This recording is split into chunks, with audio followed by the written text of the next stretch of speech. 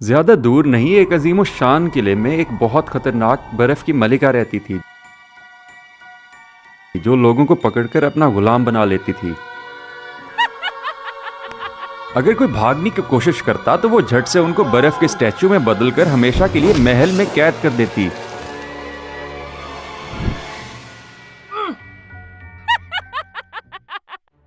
अलबत्ता लोग जितने भी बर्फ की मलिका के बारे में बात करते वो कितनी खतरनाक थी। ग्याकडा कब्जे की सबसे बहादुर लड़की का ख्याल था कि एक दो मुक्कों से ही वो बर्फ की मलिका का काम तमाम कर देगी। मुझे लगा ये कोई दिलचस्प बात होगी, मगर पता चला कि ये भी कुछ आवारा लोगों की फैलाई हुई अफवाह थी। वक्त जाया किया, मुझे अभी इसी वक्त घर जाना है। जब ग्याकटा घर वापस जा रही थी तो उसने जेवरात की दुकान पर एक चमकदार गुलाब के फूल वाला हार देखा, मगर वो बहुत कीमती था। बहुत महंगा, ये तो 10 सोने के सिक्कों का है। मेरे पास तो इतने पैसे नहीं हैं। या मैं अपनी बेस्ट फ्रेंड के को कहूँगी कि ये मुझे दिला दे। फिर ग्याकटा जल्दी से के घर पहुंची। जब उसने के को कमरे में बर्फ से स्टैचू बनाते देखा तो वो भाग के उसके पास गई और हार की कहानी बताई और हार के खरीदने के लिए उसे साथ ले जाने लगी। तुम्हारे पास तो पहले इतने जेवर हैं जो मैंने तुम्हें दिए। वो जेवर मेरे हसीन गुलाबी बालों के साथ मैच नहीं करते। अगर तुमने ना खरीद कर दिया तो मैं तुम्हारा काम खराब कर दूंगी। गो के को बहुत बुरा लगा, मगर उसने अपनी बेस्ट फ्रेंड ग्याकटा को हार खरीद कर देने का फैसला किया।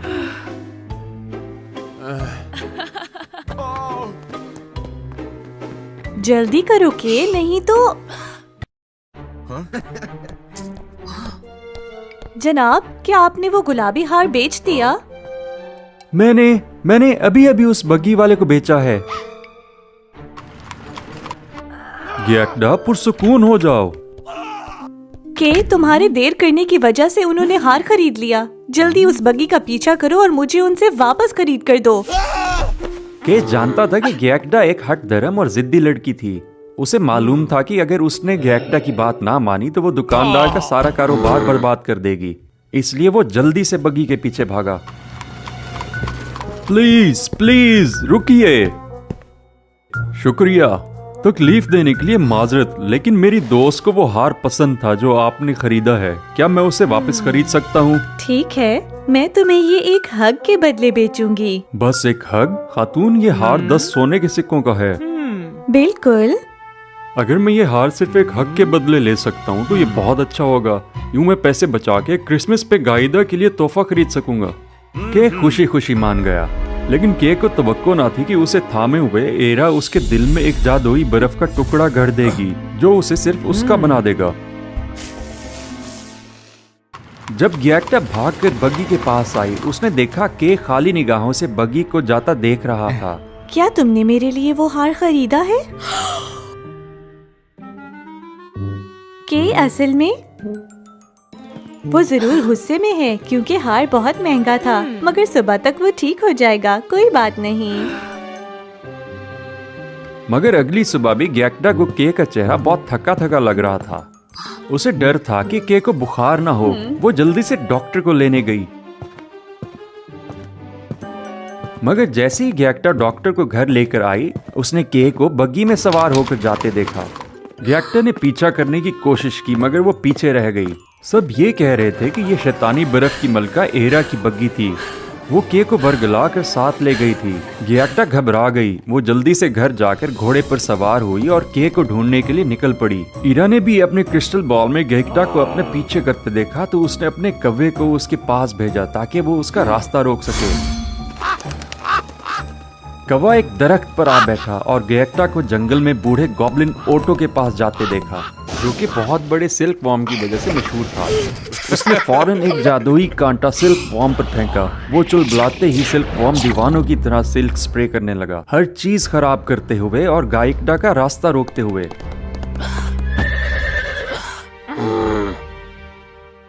ये फिर वही नागवार सिल्क वॉर्म है, मुझे इसे रोकना होगा। ग्याकटा जल्दी से खड़ी हुई और करीबी दरख्त पर चढ़कर सिल्क वॉर्म पर छलांग लगा दी, मगर उसने सिल्क वॉर्म को काबू करने की जितनी भी कोशिश की वो अभी भी गुस्से में था और उसको फिर से जमीन पर पटक दिया। ये नामुमकिन है। सिल्क वर्म तो रुक ही नहीं रहा। अब मैं क्या करूं? ये हकीकत है कि तशद्दुद हर मसले का हल नहीं होता।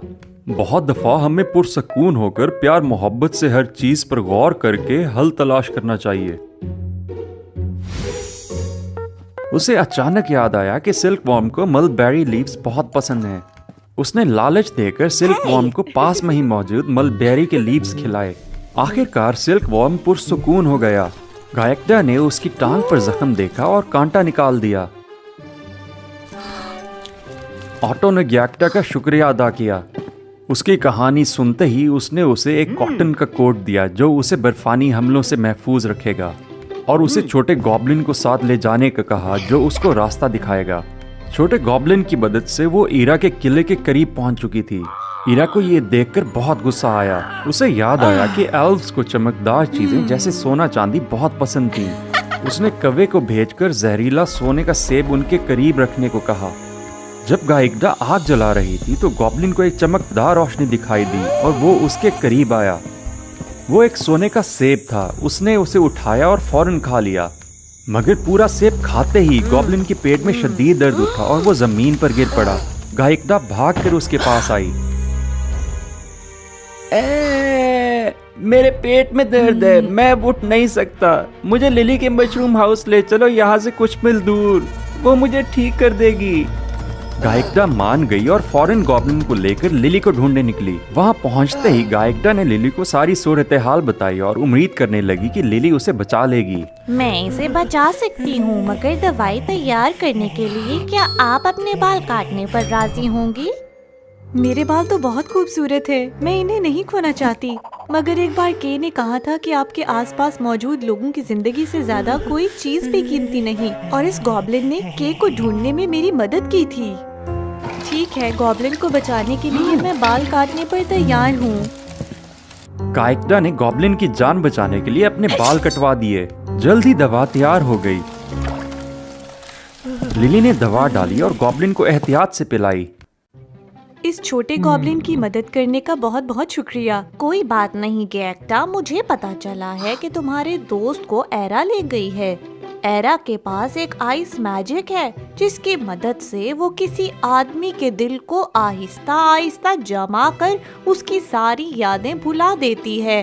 तुम्हें हर हाल में ढूंढना होगा उसे। इस छोटे गॉब्लिन की बात है तो वो मैं इसका ख्याल रख लूंगी। रवानी से कब लिली ने गायकदा को एक तलवार और हिरन दिया ताकि वो बर्फ में आसानी से सफर कर सके। वो शुक्रिया करके रवाना हो गई। जब गायकदा बर्फ की सरजमीन पहुंची, अचानक एरा गुस्से में नमदार हुई। उसने कौवे को एक डंडे में बदला और लगातार गायकदा पर बर्फ की शुआएं बरसाने लगी। मगर रास्ते में लोगों ने जो उसे तोहफे दिए थे उनकी मदद से वो एरा को पीछे हटाकर किले में दाखिल हो गई। गायकदा जल्दी से किले में घुसकर के को ढूंढने लगी। कुछ ही देर में उसने के को मेज पर बैठे बर्फ के स्टैचूज बनाते देखा। के क्या तुम ठीक हो? तुम्हारा जिस्म इतना ठंडा क्यों है? बिल्कुल वैसा हुआ जैसा लिली ने बताया था। के क्या मैं तुम्हें याद हूँ? के मुझे माफ करना, मैं तुम्हें नहीं बचा सकी। जैसे ही गायकदा के आंसू के सीने पर गिरे, उन्होंने उसके गिर्द एक गरम दोस्ती का हिसार बनाया जिसने इरा का जादू तोड़ दिया। गायकदा, मेरी गायकदा। के क्या मैं तुम्हें याद आ गई? हाँ, तुम्हारी वजह से इरा का जादू टूट गया है। के चलो फिर जल्दी से यहाँ से हम निकल चलें। ये इतना आसान नहीं। तुम लोग बाकियों की तरह हो, हमेशा मुझसे भागने की कोशिश करते, इस सर्द किले में मुझे अकेला छोड़कर। अगर तुम भागे तो मैं तुम्हें इन स्टैचूज की तरह बना दूंगी। ये कहकर इरा एक बड़ा सा बगोला बनकर पूरे किले में फैल गई। एरा हर चीज को बर्फ बना देती है सिर्फ दोस्त बनाने की खातिर। क्या इरा इस किले में हमेशा से अकेली थी? हाँ, जितना अरसा मैं यहाँ रहा हूँ वो अकेली थी, मगर मुझे ऐसा महसूस होता है कि वो मेरा बहुत ख्याल रखती थी और मुझे नुकसान नहीं पहुँचाना चाहती थी। रोज वो मुझसे दोस्तों की तरह बातें करती और मेरे साथ मुजस्मे बनाती। फिर मैं जानती हूँ कि इरा को कैसे पुरसकून करना है। के मेरे पीछे आओ। ग्याक्टा और के सर्द हवा बर्दाश्त करते हुए इरा के पास पहुंचे और उसे हक किया। मुझे जाने दो, क्या कर रही हो? ये गुलाबी चीज क्या है? ये दोस्ती की गरमाइश है। इरा, क्या तुम इसे महसूस कर सकती हो? दोस्ती? क्या ये गुलाबी रोशनी मुझे पहले कभी महसूस नहीं हुई। हाँ, दोस्ती हमेशा सबको ऐसे ही गरमा देती है। तो क्या तुम लोग मुझे अपना दोस्त तस्लीम करते हो? बिल्कुल, अगर तुम वादा करो कि लोगों को अगवा करके बर्फ में तब्दील नहीं करोगी। इरा खुशी खुशी मान गई। जादुई दोस्ती की ताकत से अचानक सारा किला गुलाबी रोशनी से जगमगा उठा। हर जगह गुलाब के फूल खिल उठे। बर्फ के स्टैचूज पिघल कर फिर इंसान बन गए। उस दिन के बाद से जब भी के और गायकडा के पास वक्त होता, वो इरा के पास जाते और उसके साथ मिलकर गुलाबों के बाग की देखभाल करते। वो खुशी खुशी वक्त गुजारते और सदा यूं ही हंसते मुस्कुराते रहे। बहुत से लोगों को ये गलत फहमी है कि शायद मलिका बनने के बाद एक औरत हमेशा हमेशा के लिए खुशो खुर्रम जिंदगी गुजारने लगती है, लेकिन मारिया के साथ ऐसा कुछ ना हुआ। हमारी आज की कहानी का मरकजी किरदार। एक दफा का जिक्र है कि नेवरलैंड की खुशहाल सल्तनत पर एक रहमदिल मलिका मारिया हुकूमत करती थी। वो एक खुशगवार जिंदगी गुजार रही थी कि अचानक एक दिन बहुत बुरा हुआ। उसका शौहर शदीद बीमार पड़ गया, मगर किसी को भी समझ नहीं आ रही थी। मारिया तो तकरीबन हिम्मत हार चुकी थी। उसने अपने शौहर की बीमारी के इलाज ढूंढने की हर मुमकिन कोशिश कर ली थी, मगर लगता यूं था कि नेवरलैंड का कोई तबीब इस बीमारी का इलाज नहीं जानता था। अब क्या होगा? बादशाह की सेहत अब कैसी है? क्या कोई बीमारी नजर आ रही है? मलिका आलिया, हमने हर मुमकिन कोशिश कर ली है, मगर बादशाह की बीमारी अजीब है। हम और कुछ भी नहीं कर सकते। उस रात देर गए मारिया अपने कमरे में शदीद परेशानी की हालत में आई। वो ना उम्मीदी के गड्ढे में गिर रही थी। उसे समझ ना आता था कि बादशाह की कैसे मदद करे। आखिर अपने शौहर को कैसे बचाऊं? अब अगर उनको बचाने के लिए मुझे अपनी जान भी देनी पड़ी तो मैं दे दूंगी। अचानक से एक रोशनी नमूदार हुई और एक गॉब्लिन पता नहीं कहां से सामने आ टपका। तुम कौन हो और यहाँ कैसे आए? यहाँ आना मेरे लिए कोई मुश्किल नहीं, सिर्फ मैं ही तुम्हारे शौहर को बचा सकता हूँ। मारिया सख्ते में आ गई। उसे यकीन न आया कि क्या करना है। क्या तुम सच कह रहे हो? बहुत खूब, मैं तुम्हें कुछ भी देने को तैयार हूँ, बस बादशाह को ठीक कर दो। मुझे कुछ ज्यादा चीजें नहीं चाहिए हैं, बस तुम्हारी सबसे कीमती चीज लूंगा, मगर अभी नहीं। मैं 3 साल बाद आऊंगा और फिर तुमसे लूंगा, ठीक है? 3 साल बाद मेरी सबसे कीमती चीज? कोई बात नहीं, बस बादशाह सेहतयाब हो जाए। महल में बेशुमार कीमती चीजें तो है ही। ठीक है, मेरे महल में बहुत सी कीमती चीजें हैं, तुम्हारा जो दिल करे तुम ले लेना। तो फिर मुझे बादशाह के पास ले चलो। मारिया फौरन गॉब्लिन को बादशाह के पास ले गई और सिर्फ एक उंगली के इशारे से ही बादशाह फौरन ठीक हो गया। तब से मारिया अपने शौहर के साथ हंसी खुशी रहने लगी। वक्त तेजी से गुजरता रहा और 2 साल बाद मारिया ने एक प्यारी सी शहजादी को जन्म दिया। हर कोई बेइंतहा खुश था, मगर मारिया को इल्म ही ना था कि एक और कयामत उसके मुंतज़िर थी, जिसका उसने कभी तसव्वुर भी नहीं किया था। खुशामदीद मेरे मोहसिन, तुम वापस आ गए। हाँ, जैसे कि मैंने कहा था कि 3 साल बाद मैं हमारे वादे के मुताबिक तुम्हारी बेटी को लेने आया हूँ। क्या कहा? मेरी बेटी? तुमने कहा था कि तुम महल की सबसे कीमती चीज लोगे, मगर मेरी बेटी? तुम यहाँ से कोई और चीज ले जाओ। मैंने कहा था मैं तुम्हारी सबसे कीमती चीज लूंगा और तुम्हारी सबसे कीमती चीज तुम्हारी बेटी है। मारिया अब कुछ भी नहीं कर सकती थी। मालूम हुआ गॉब्लिन ने उसे धोखा दिया था। उसको पहले से मालूम था कि मारिया एक बच्चे को जन्म देगी और वो उसे चुरा लेगा। नहीं, तुमने मुझे बेवकूफ बनाया। ये नाइंसाफी है, इसलिए ये मुआहदा बेकार है। बेवकूफ बनाया? कैसे? तुमने कहा था कि तुम मेरी सबसे कीमती चीज लोगे, मेरी बेटी नहीं, मेरी जिंदगी का सबसे अहम फर्द। तुमने मुझे धोखा देने की कोशिश की। क्या तुम इतनी लालची और नादान थी? ठीक है, मामला ठीक करने के लिए मैं तुम्हें एक और मौका देता हूँ। अगले 3 दिनों में तुम्हें मेरा नाम बताना होगा, फिर तुम्हारी बेटी तुमसे दूर नहीं ले जाऊंगा, वरना मैं ऐसा ही करूँगा। इसके फौरन बाद मारिया ने एक नौकर से कहा कि वो चुपके से गॉब्लिन के बारे में तलाश करे, क्योंकि वो बादशाह को परेशान नहीं करना चाहती थी। लेकिन कोई भी नहीं जानता था वो कहाँ रहता था, इसका नाम क्या था। इस बात ने मारिया को मायूस कर दिया। अब मैं क्या करूं? यहाँ किसी को गॉब्लिन के बारे में कुछ भी नहीं मालूम। अपनी सोचों में गुम मारिया को अचानक एक ख्याल आया।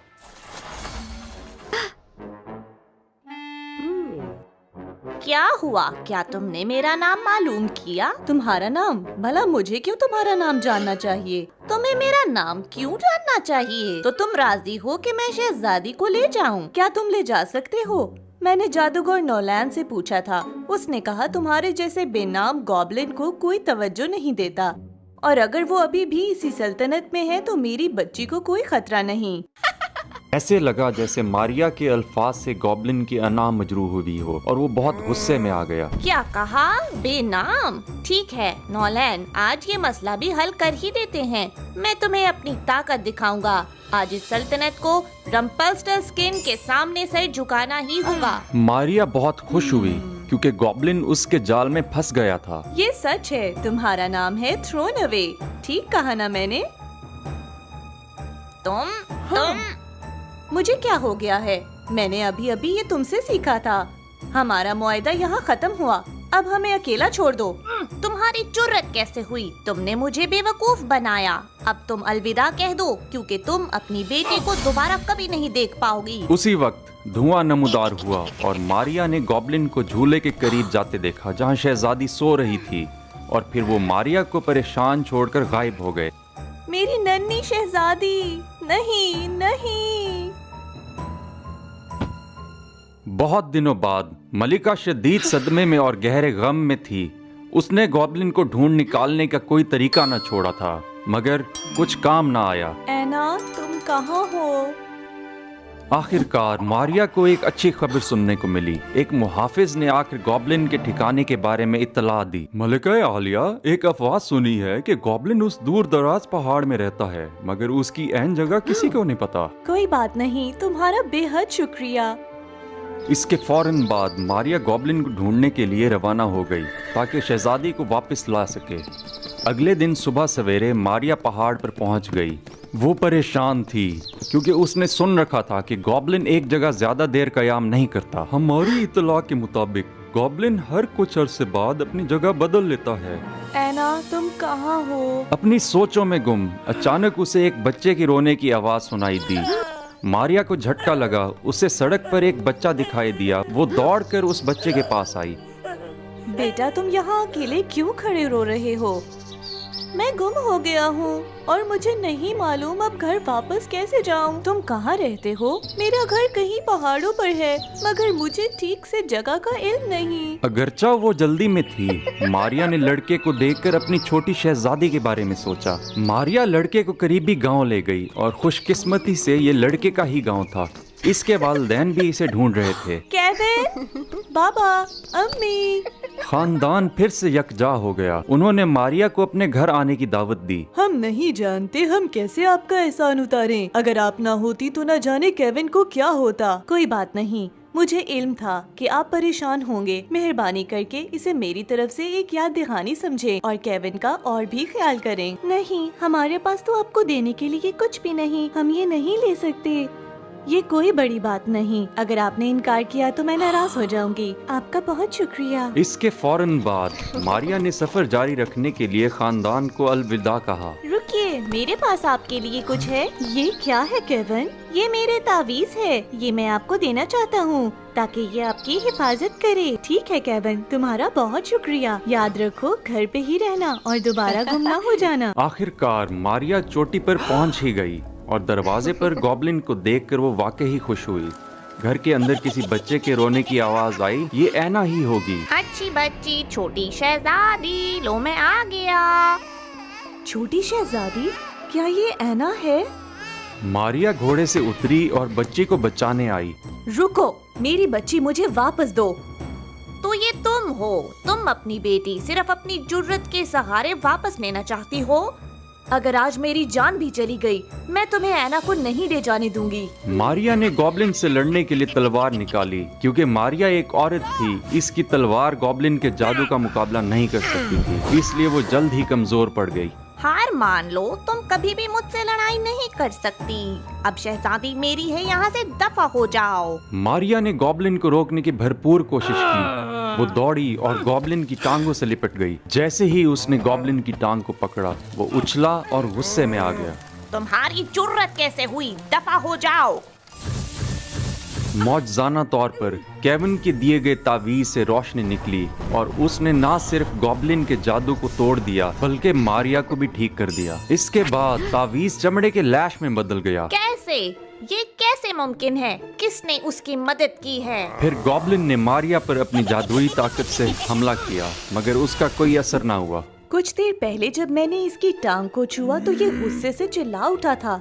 शायद यही इसकी कमजोरी है। मुझे दोबारा कोशिश करनी चाहिए। फिर मारिया ने उसी कोड़े से मुसलसल गॉब्लिन की टांगों पर वार करना शुरू कर दिया।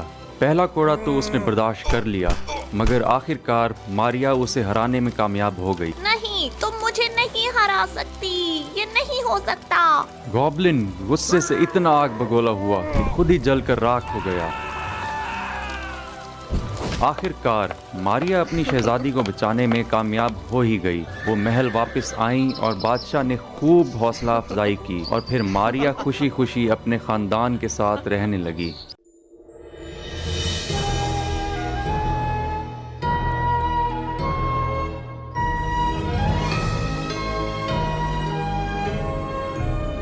Wow, fairy tales.